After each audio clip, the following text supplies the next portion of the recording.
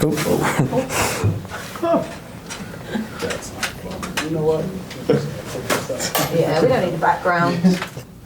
I think you turned the volume off on the... Oh, I can't hear this laptop, but... Oh, I'm also muted. Oh, no, I can hear you. I couldn't hear you either. Okay. Dad, do you want to go? All right, go ahead, Cameron. Yeah, hi coach. Hi.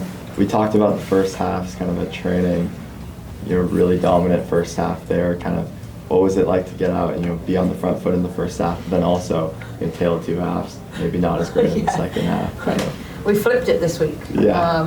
Which I think, yeah, I mean, obviously it's pleasing to react and come out in the first half that way. And we talked at halftime a lot about sustaining that. I think they came out second half and pressed us more, and we still tried to play, and we got caught a little bit at times. It's a hard place to come and play. I think we were really brave. I really think we were brave. I think we've got to watch it back again and look at the second half for sure, because it felt like we stopped playing. But what we've been missing for the last 3 weeks is that gritty, ugly piece that I think we had more in us today. So that was pleasing. I think anytime you come to Chicago especially, but anytime on the road in the NWSL, to keep a clean sheet is obviously huge. And I think sometimes you make your own luck. I say it every week, and I think we've today got that grit back and had that kickstart I think that we just needed right now.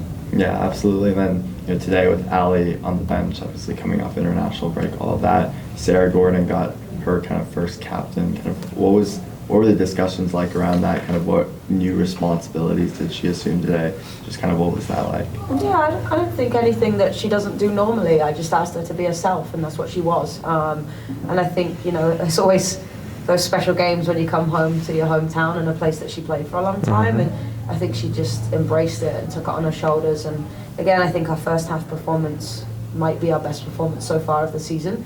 And I hope that we can build on that as individuals and as a team. I think when you look at it, we dominated in every space, and I think we were unlucky not to be a couple of goals up at halftime. But again, the game is 90 minutes, and sometimes half a game is not good enough, and we know that we have to build from it. But ultimately, 3 points is the most important thing that we've got to take away from this right now. Absolutely. And then kind of, obviously Messiah wasn't available for selection today. What's her status? And then Dee was down a couple of times. Kind of what was she dealing with? And then yeah, I think Messiah is not long. Hopefully she's back on the field this week. Just a little tweak that she picked up in training, but nothing crazy. So I think you'll see her back on the field this week in training, and we'll just monitor that for what that looks like next weekend. And Dee's fine. She's okay. I think, again, she hasn't played in actually I'm not sure she's played in a decent amount of time, and again, for her to get back on the field and play 90 minutes and keep that clean sheet was so huge. Yeah, thanks, Coach. All right, any questions? Yeah, hey, Coach Jamal Alexander with Real Talker. I was fascinated by your keeper playing so high up. Was that a coaching decision, or was that kind of the player's individual decision? Because she was so involved. I think they were playing back a lot. She was getting touches almost on every possession too, but she was playing really high up to the midfield. Was that a coaching thing or kind of a game feel sort of thing? Because it was pretty interesting to see that. We want our goalkeepers to be able to build out with their feet, and I think we knew they were going to press us with two, or we assumed they were going to press us with two, and instead of bringing somebody down behind the ball, we decided to use Dee. And I think that, again, we had to get our centre-backs wide enough to break the press and being able to use Dee. And again, this field is quite slow, so sometimes you have to play a couple more passes to get out, and you need that connector, and that's what we used Dee as today. And I think, again, first half it worked, second half they pressed us a little differently. And again, the growth for us is now recognizing the change in the press and how we can exploit them. I still think we had some counter-attacking chances in the second half that we could have been a little cleaner on. But yeah, no, it was part of the game plan, and I think we executed it very well in the first half. Yeah, excellent. Coach, it was the first clean sheet for you guys since last September. Can you just kind of speak a bit about the defensive efforts today?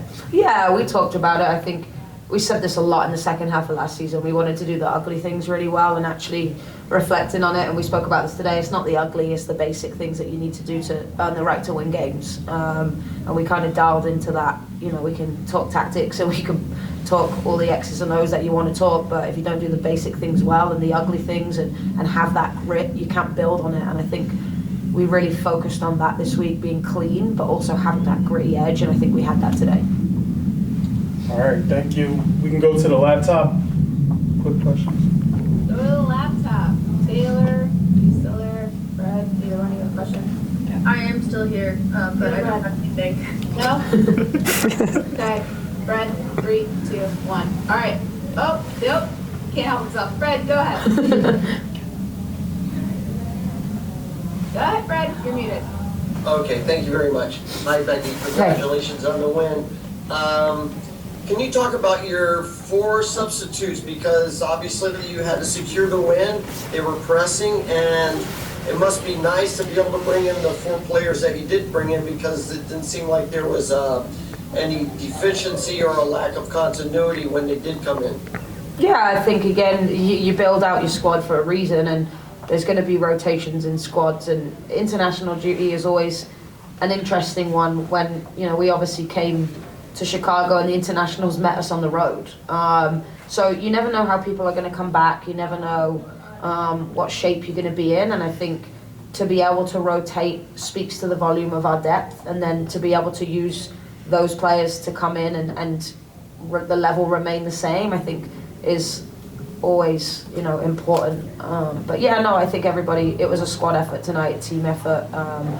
We traveled with everybody that was available and fit, and I think everybody had a massive part to play in the performance. Yeah, and Dee Dee's efforts, you seem to be able to come up with whatever was necessary when especially in the second half. Yeah, I mean, listen, we're in a fortunate position that we have a group of goalkeepers that can all challenge each other, and you know, whichever one is called upon is going to perform, and the others are their biggest supporter, and I think that's really, really important. And Dee Dee stepped up tonight, and she's, you know, throughout this 6 months and all process, she's just, you know, continued to train hard, continued to be a pro, and just continue to push. And I think, again, we talk about squad depth and we talk about players and training matters, and being competitive matters, and that goes throughout the entire squad. Thank you. Safe flight home. Thank you. All right, thank you, everyone. Thank you. Thank you. We're out of here. I got lucky with the weather, huh?